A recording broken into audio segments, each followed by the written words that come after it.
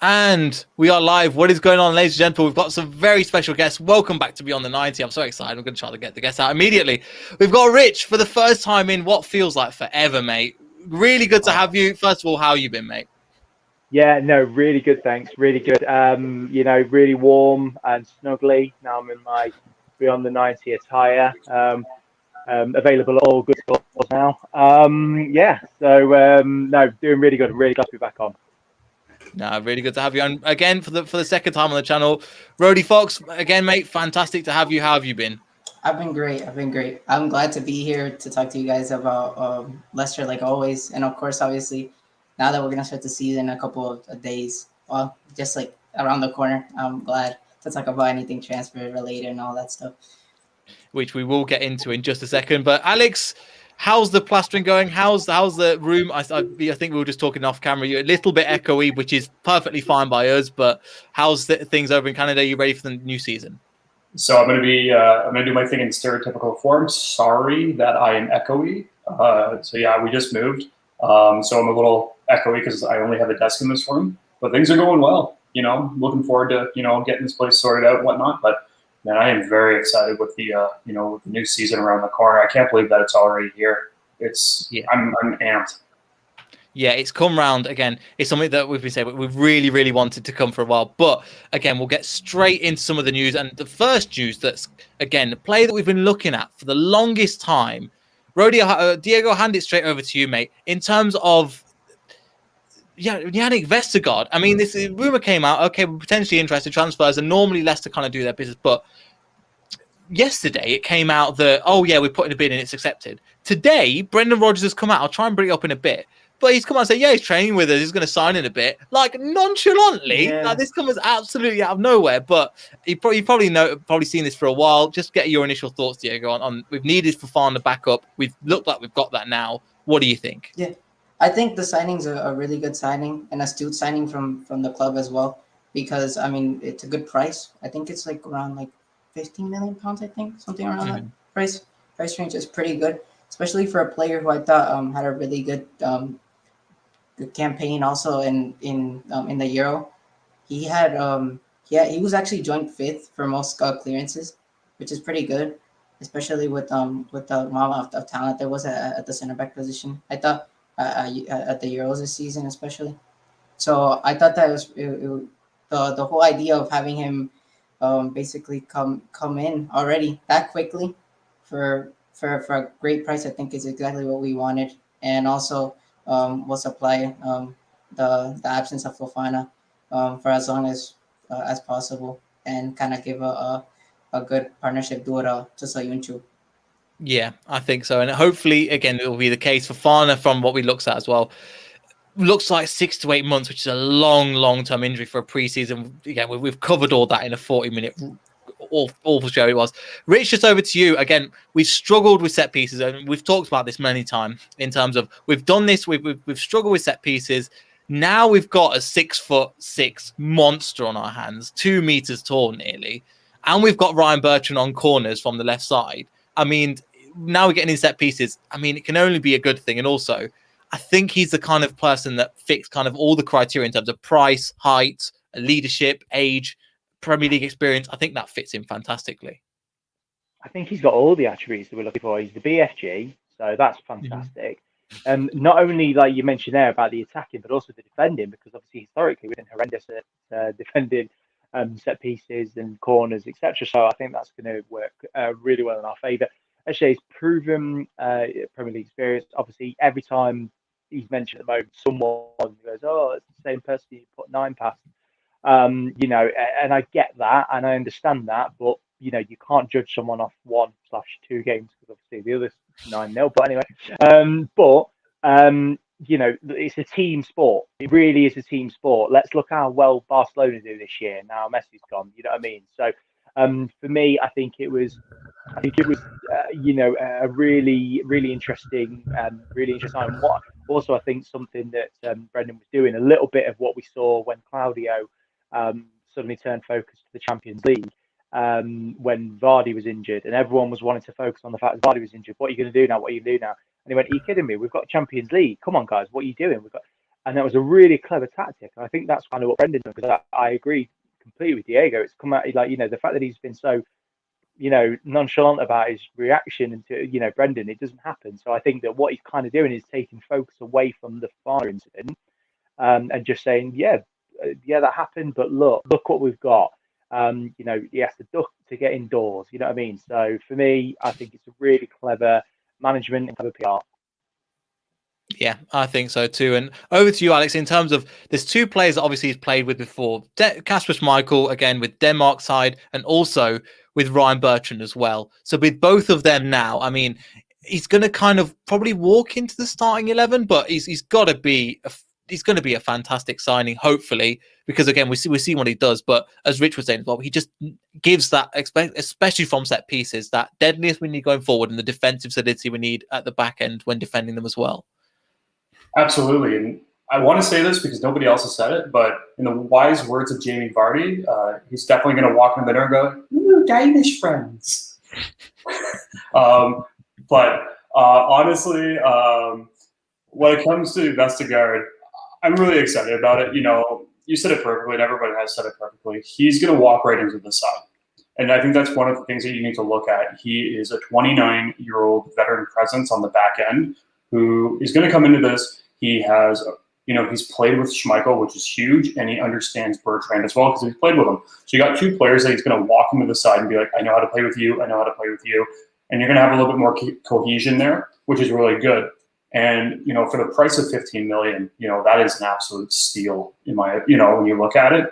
This isn't a case of, looking for a type of player that it's like putting duct tape over a crack and hoping that it seals. Like you're bringing in a player who's quality and he can get the job done, which is something that you really like to see, especially with Fofana being out for so long. You're bringing in this quality player who can play beside not only Suyuncu, but he can also play beside Evans. And I think you're really going to see Vestergaard be that type of player that Evans was when they brought him in, where he's going to be an older presence. He's going to take that leadership over. Evans is probably going to take that role of Morgan, and you're going to see, I think, Vestergaard take that presence over that what Evans was, and I think that's what you're going to really start to see here. And honestly, I'm not too concerned about this at all. I'm absolutely excited about this signing because we've been talking about, who are they going to sign if that's the case? And, there's been talk about Tokarski, but apparently Burnley want like $100 trillion for him, even though he's on his last year, which still blows my mind.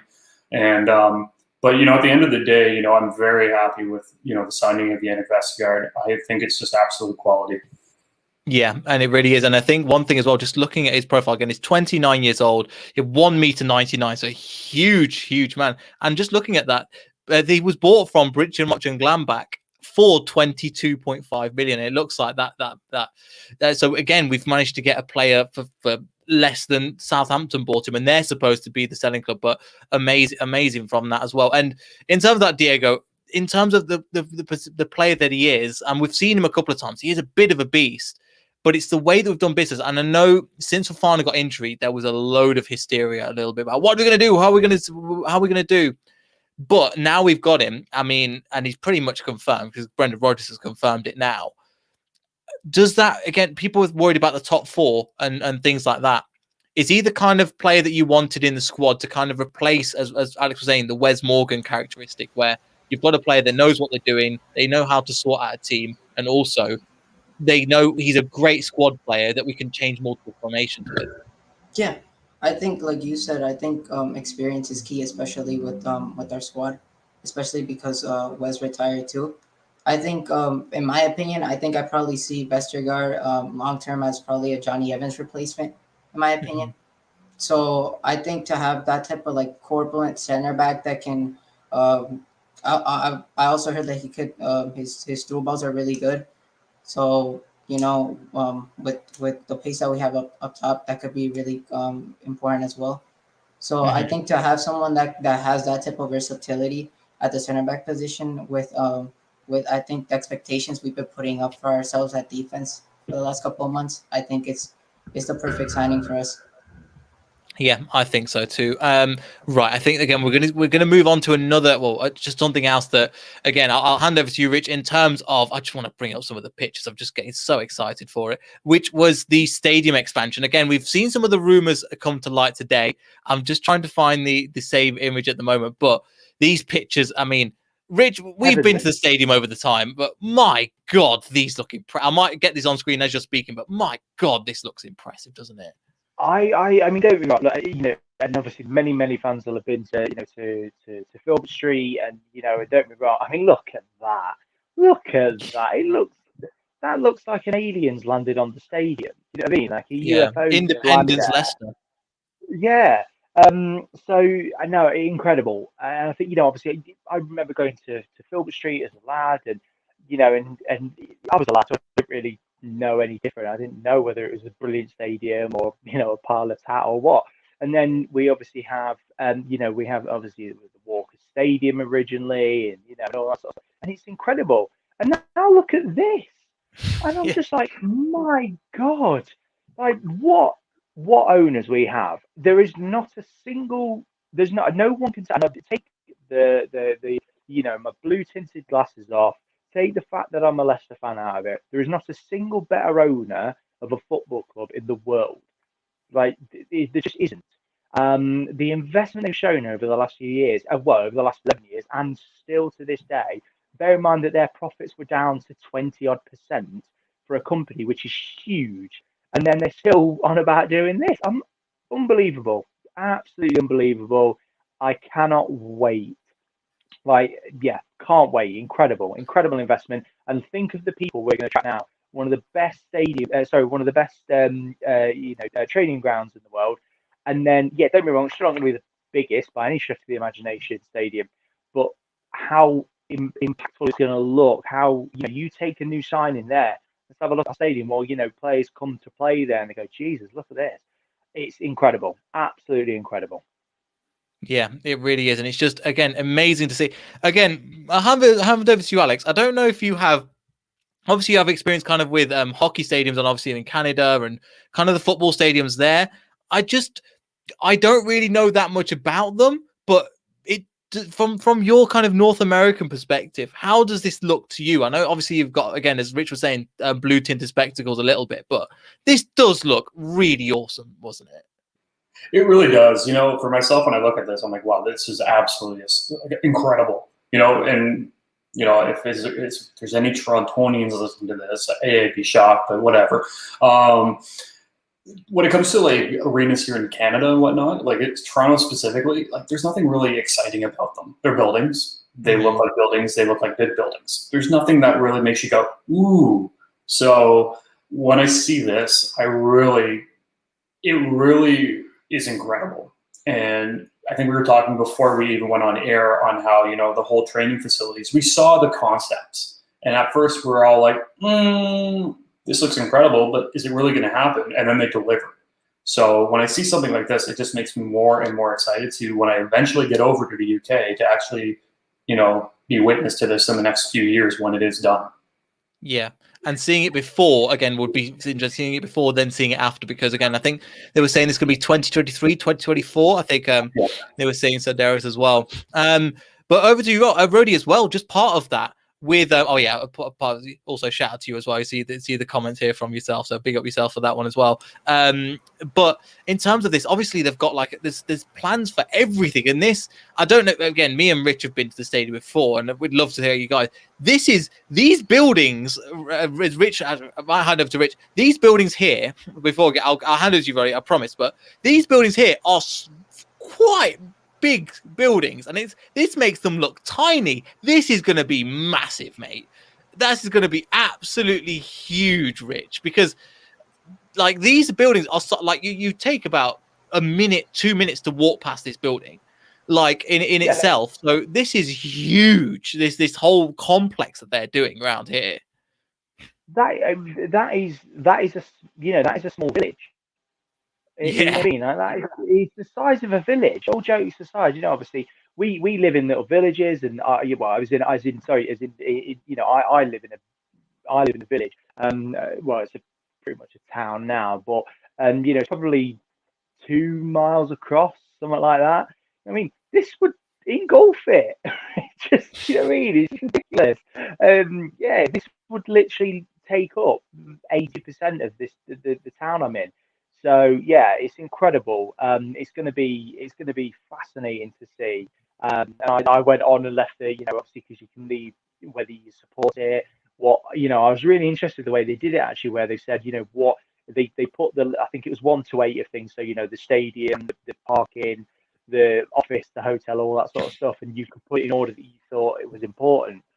So I put the stadium, and then straight after that I put the parking, because parking's a bloody nightmare. But it's incredible, and like I say, yeah, I'm really looking forward to seeing like the development that they do in that area. And as Alex said, we've seen what they planned with the training. It is what they've done. It is that. So this is just going to be fascinating. I mean, look, imagine looking across and seeing that at Leicester. Yeah. Some people are going to, like ourselves, that are going to go from going from, oh God, I can't believe I forgot the name, but obviously the first stadium to, obviously to where we are now, to this, just incredible. Yeah, it's an amazing. And the thing is, if you look at the concept drawings of the training ground, I think I don't know if we were saying on camera, off camera, but that was amazing, and it actually looks like that in real life. Like, well, I haven't seen it personally, but from the videos and stuff that the club have announced, it actually looks like that. But that's insane in itself. Anyway, one player as well that, again, the kind of coming back to, actually, we'll come on to the player that's us. But again, if you've seen the title, you've seen one of the players. We'll come on to him in a little bit. But I think one of the news from the press conference, kind of combining two worlds into one as well, is that Kasper Schmeichel is the number 1 captain and Johnny Evans is the number 2. Diego, what do you think? Is that the right move for the club? Is that the right move? Because, again, it kind of makes sense to me, but before the season, I think that's the kind of captaincy we need to kind of lead this team forward. I'm surprised, though, that Tielemans didn't get a mention, to be honest. Yeah, just exactly like you said. I think Yori should have gotten a mention for being captain. I think last season he proved that he has that type of leadership to kind of take over and prove to everyone that, I'm here. I could really prove to everyone that this is where I belong. And yeah, I feel like with Kasper, I think it's the right choice. I think especially last season, he was very vital to us, especially near the end stretch with the saves. It was really admirable from him, and I think he's always been vocal, even though he might not be getting the headlines all the time and whatever, because he's our goalkeeper. He's a big presence in the changing room. You can tell that every single time. I think even when he talks sometimes to the media, you can tell like he's in their heads, and he knows exactly what kind of gets them going and what they need in order to kind of have that support system to continue and succeed. Yeah, and I totally agree. Alex, is there any other person? Again, I think they're the 2 logical ones, but is there anyone else you would put up for captaincy or anything else? Because, again, there's so many. There's quite a few leaders in the team, but now that Wes has gone and he's the main captain, Schmeichel's got to be second in charge, and he was all of last season pretty much. Yeah, and that's one thing that I thought with Schmeichel especially was, with Morgan being injured most of last season, Morgan would have been the leader off the pitch, but Schmeichel really became the leader on the pitch, and I think that really showed last season. So he's deserved every single ounce of this, captaincy moving into this season. I might ruffle some feathers with this one. I think Tielemans wasn't given, a shout out for vice captain was primarily because of the rumors surrounding him and his contract. I feel like that could be a situation. I don't know if that is. I'm just kind of speculating at this point. But that's kind of what I see. I do see Evans as a leader as well, though, because of his age as well. He's been there. He's done everything in the book, so it makes sense. I think Vardy is more of a leader also. So you have him. I think you're going to look at Vestergaard. He's going to be a leader, even though he's just coming into the team. I think Bertrand's a leader, even though he's brand new. And Ndidi, you have a bunch of these leadership type players that, are just not going to be wearing, the armband or whatever.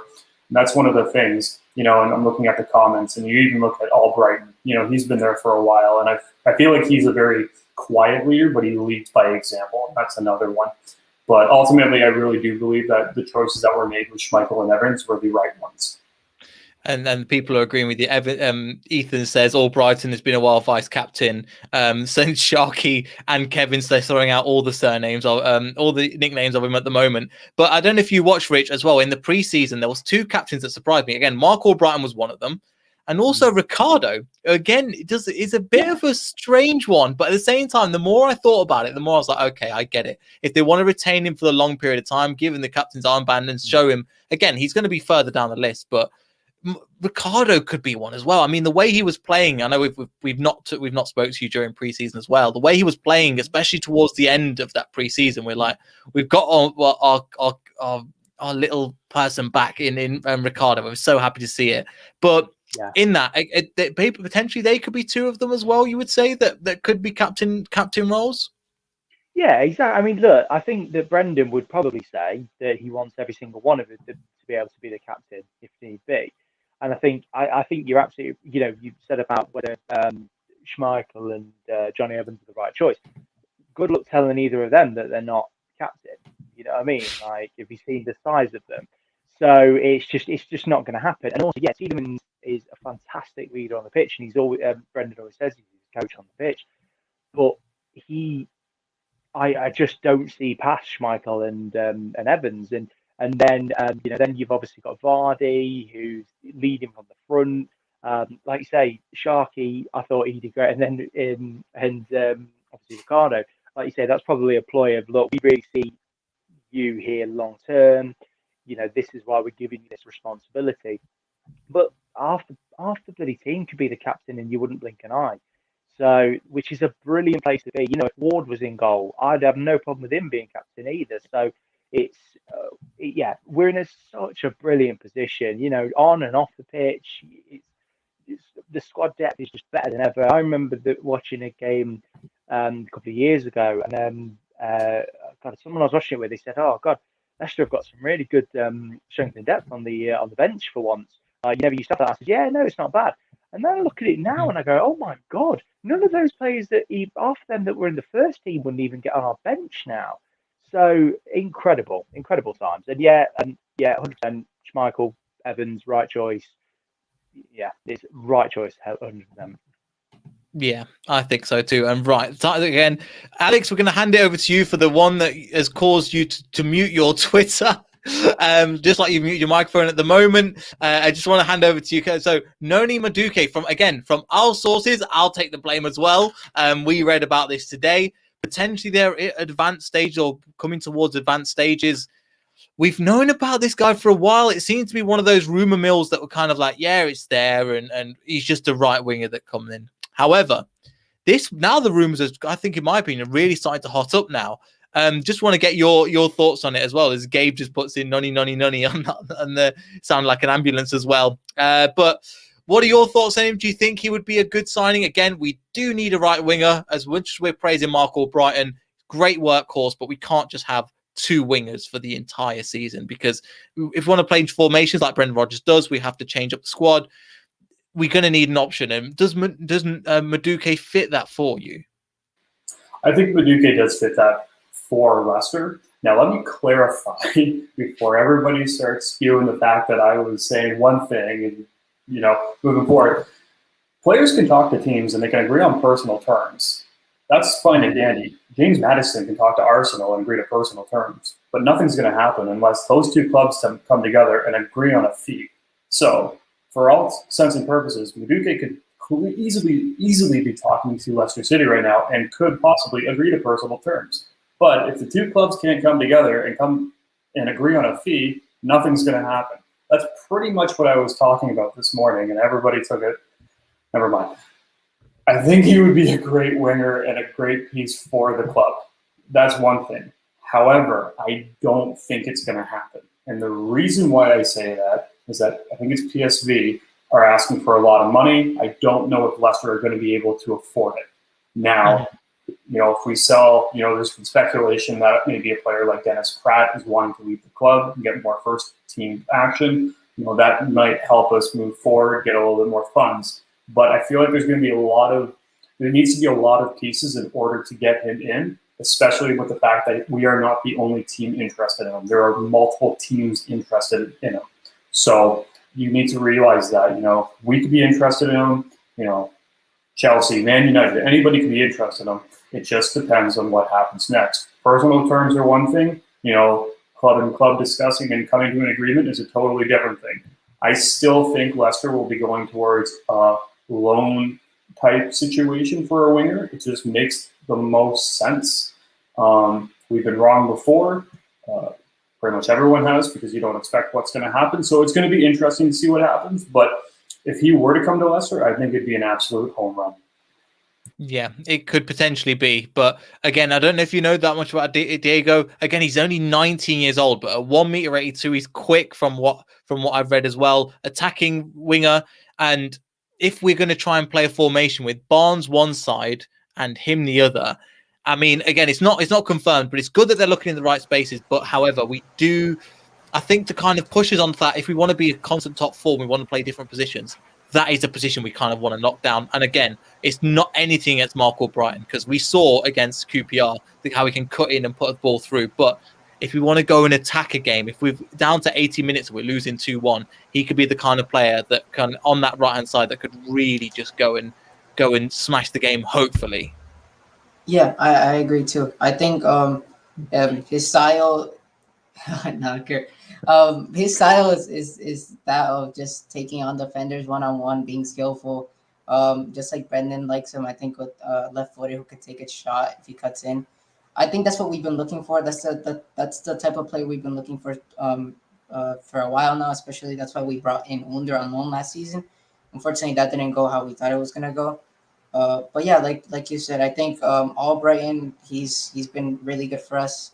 We know what he brings to the table. He can bring in crosses. He's a good workhorse, but I think we do need a little bit more versatility so that we don't become as predictable in attack. I think sometimes we use that left hand side too much, and I think to give other teams different looks and tell them, look, like, you don't have to worry just about the left hand side. I think you have to worry about the right hand side too. Would be key for us. So yeah. I think like Alex said, I think probably if we do bring in a winger, I think it's probably on a loan basis. It is a shame that PSV do want to kind of play hardball with us to sign Noni, but it's understandable. And I mean, I think the club will probably find other alternatives. But when we did try to find other alternatives, like Mateus Pereira, you guys know the story about everything that happened around that. So it's been hard, I think, to find wingers of that profile, especially for a good price. So I think we'll be looking at a loan deal and hoping that we'll get an option to buy with that loan deal. Yeah, we'll have to see. Hopefully that'll be the case. Again, from PSV, they're holding out for, as Alex was saying, hopefully a lot of money. Just to get some of your comments as well. Thoreau, so shout out to you guys again. Thoreau from the Greek Foxes. Fantastic show. If you want to watch our interview we did with them, fantastic. Hopefully we're going to meet them when they come down as well. But yeah, fantastic guys. Make sure to check out that interview. And then JT again, USA _ LCFC, bring back Diabate. Again, so he really cracked me up with that one. Rich, again, we were always positive about Leicester, but again, now that we've got pretty much Vestergaard sorted, now we are looking at bringing in a player on that right hand side. This can only potentially, that's the kind of player we could bring in. And again, he's 19, still a raw talent in my opinion. But if we could train him and bring him up with the squad and the players that we have, so we've got another Harvey Barnes situation, it would help us. For people that could doubt that we could get Champions League football, that would again enable us to kind of prove the doubters wrong, in my opinion. Absolutely. I think, I was obviously an avid thing. I said all the way through, obviously on several times that I was on this show, that we're going to get Champions League. Don't worry. I mean, obviously I was wrong. But the only reason I was wrong, I think I'd argue it to the death that anyone thought I was wrong, was because the amount of injuries we had. And the FA Cup. Yeah, exactly. Yeah. But I think, we would have had Champions League 100% if we didn't have Harvey Barnes going off, and obviously James Justin, you know, and Madison injured after the season, and Evans, you know, all these, we could list off our team.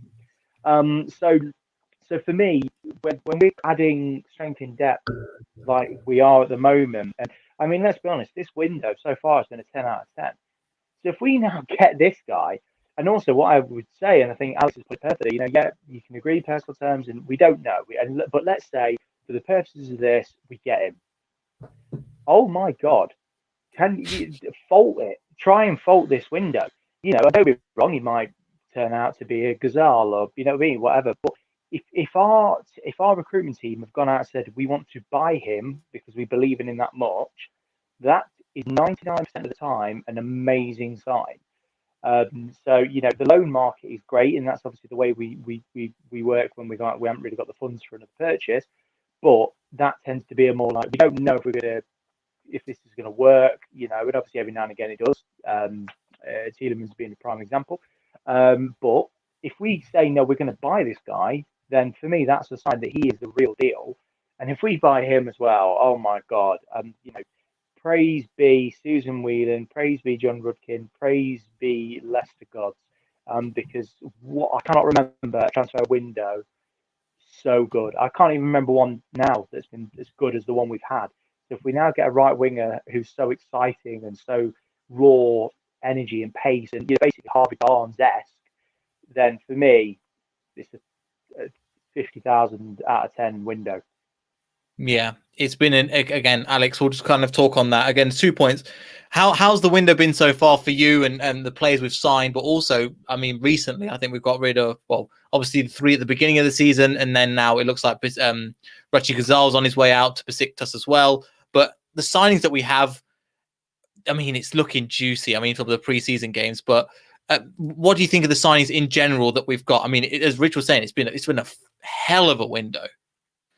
Yeah, no, it's been a window to remember. You know, if someone told me, you know, last season, you know, don't worry, you know, this season we're going to be bringing in, you know, a quality striker, you know, a giant center back, you know, a proven, you know, midfielder in Samare, and then, you know, a veteran presence, you know, on the wing and a left back with Bertrand. You know, I wouldn't believe you.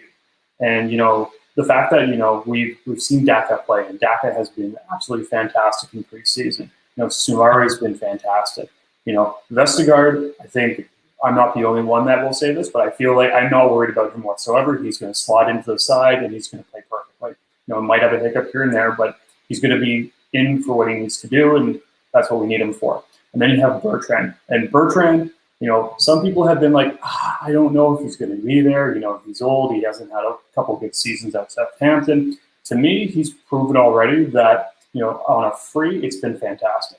You know, and that's the way I look at that. Now, if we get a winger, you know, especially Madueke, this is, you know, I think what Rich said it perfectly. It's like a 50,000 out of 10. You know, it's an absolute home run. It's insane. And you just got to, you know, really hand it to the, you know, the scouting department. But no, you have to just hand it to the, you know, to the club, and just the way that they've been able to do, you know, the business this, you know, this summer transfer window. It's just been fabulous.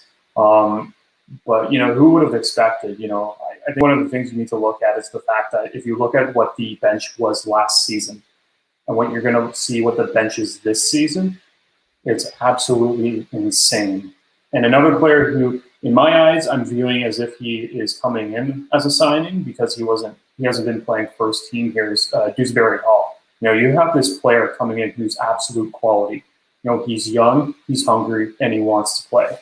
And, you know, I think what we're going to witness is going to be, you know, a real good competition, a friendly competition, you know, between these players that are going to want to play first team, you know, football. And that's something that is going to be absolute key.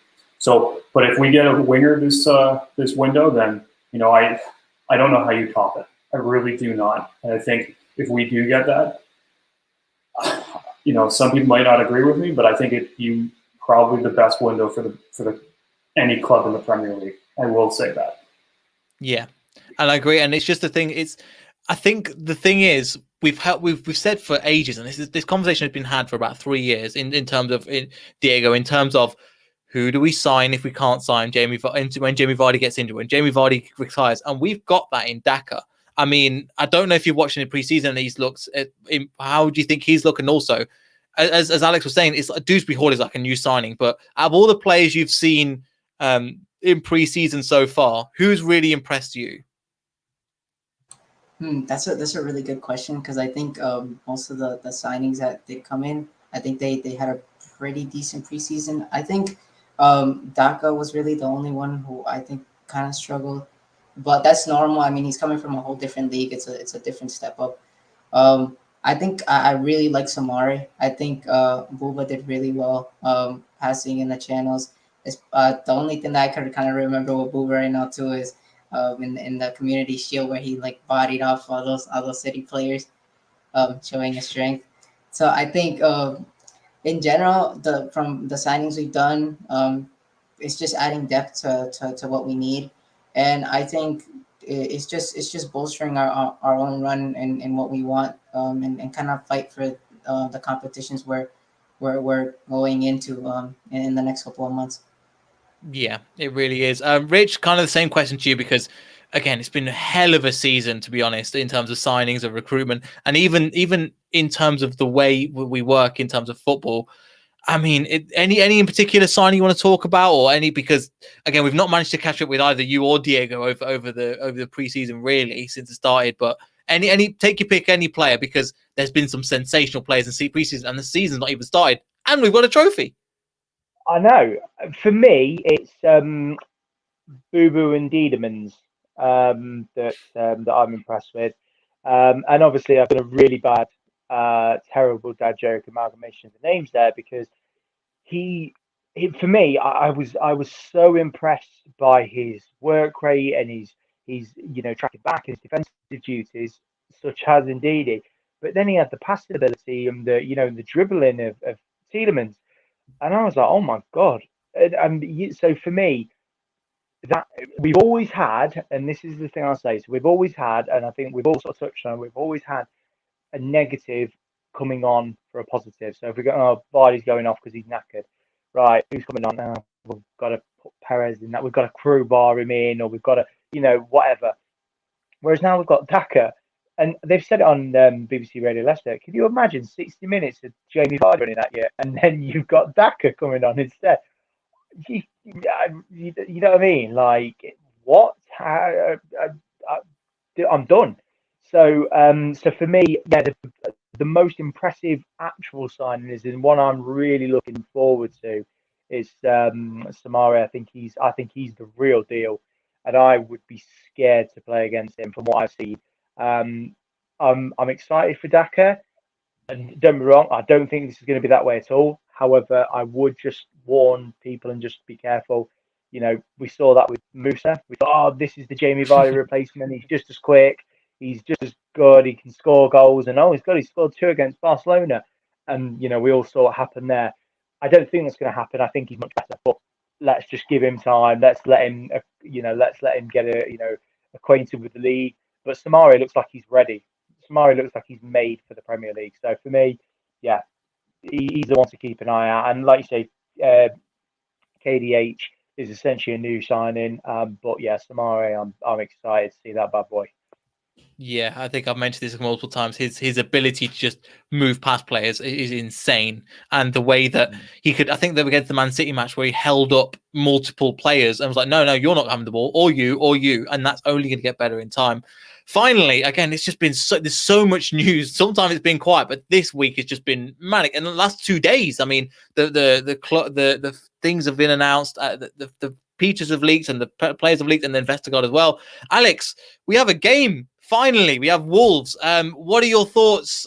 Is it going to be good? I know, Rich, we're meeting before the match, so we're definitely looking forward to that. But Alex as well, what are your thoughts on the Wolves game? What do you think we could do, and is it going to be a win? So I will not predict. Oh yes, I back forgot. into that because I am bad luck. We both know this. We all know this. I'm feeling positive though. I think what we've done this off season is huge. I think that the squad that we've developed, and not only the starting 11 but the bench, everything is strong. You look at Fofana, yeah, he's injured, but you're bringing in Vestergaard. I think what we saw in the Community Shield with Amari has proven that he can be relied upon when he needs to. So if he's a bench player when he needs to come on the occasion, I think that's fine. I'm feeling very positive. I think, there's nothing towards the Wolves, but, I think what they've done this offseason compared to what we've done this offseason, I think it shows that we are in a completely different area of the league. And I think what we are doing is that we are hungry and we want to showcase that we are going to really challenge that top four again. And I do think that we're going to come out swinging. I think that we are really, just soaking in all the confidence. And I think that we're going to come into this game on Saturday, and I think we're going to showcase not only to, the fans, but to the league that we are a force to be reckoned with. Yeah. Let's hope as well, because even then, it's good to be the fact that we're mentioned as pretty much the 5th place in majority of people's predictions. Even though I've realised that you looked at the season before when nobody's even mentioning us getting top 6, which is again incredible turnaround. Diego, what do you think about Wolves? Again, a good quality time. We've had the preview on our channel as well with Sweet South Soccer, so you can make sure to check that one out if you like. But do you think that'll be a good game? I remember a couple of years ago when it was a 0-0 draw, and it was I think it was Brendan Rodgers' first full season, and it wasn't a great game. But what do you expect from the game? I think it's still going to be an interesting game. I think there's still a lot of question marks in terms of what they're going to bring to the table, especially with their new manager. So a lot of people have said they're probably going to struggle. So I think obviously if that's the case, I mean, we'll see a little bit of a team that's in development at the moment with the new manager. So I think we should probably take advantage of that and play our own game, as I think we look really good in the Community Shield. It was a good step up from the rest of the games in preseason. So I think we're going to see a really good game in general. And also for everyone else, like Raul Jimenez is back for them. So that's a big threat for them. So I think just in general, it's a game for all of us to watch and kind of, discern what we think of this team for the next couple of weeks. And if we're, ready to really start to compete as we normally do around this time. Yeah, and it will get a great start of the season, especially with the first trophy, as I keep mentioning, but first trophy under the belts. Rich, over to you. Any thoughts on Wolves as well? Because again, it's going to be a good first impression for, again, Wolves have had a lot of change over recent new manager but coming to our stadium, and just hopefully we can build that into a fortress like it was against Villarreal as well, because the noise and the atmosphere there was back to normal. Yeah, absolutely. And I'm going to make a prediction for Alex. 2-0 to Leicester. That's Alex's prediction. So yeah, like he said. No, you know what? I was a bit because I'm a really bad football fan, so I don't really follow anyone else other than Leicester. I don't really care. So if it's not Leicester related, I don't really give a crap. So but I watched the thing you did with Sweet Sour. I thought it was brilliant, and I was really actually intrigued by what they were saying. Obviously, that guy Scott, I think it was, I forgot his name. I feel bad if it isn't Scott. Said 2-0 to Leicester. I was like, brilliant. Even their fans are saying we're going to win. And obviously Jimenez coming back from that terrible injury, they said, that he's not going to be back to full fitness. He's, even if he's 75% of himself, that's great. But I'm not worried about a 75% striker. I'm just not. So for me, I'm going back to season opener 15-16 Sunderland vibes 4-2. So I reckon it's going to be a high scoring. I reckon we're just going to go all out, score, and then right at the end they're going to pull a couple back. But yeah, I reckon we're going to do them. Fair enough. And you heard it here first. Richard predicting us to win the league once again. No, I'm kidding. But yes, thank you so much, everybody, for watching. I think we've pretty much covered. Again, there's so much news. I mean, 45 minutes has flown by, but. If you guys like and subscribe to the video, it means the world to us. Thank you so much. Really appreciate it. Again, Diego, we'd love to have you more on. Rich, definitely going to have you more on. Alex, again, you're part of the family now. We're all here. So, yes, thank you so much for joining. If you'd like, subscribe, comment, all that good YouTuber stuff that we try and predict. And we'll see everybody in the next video. So, goodbye.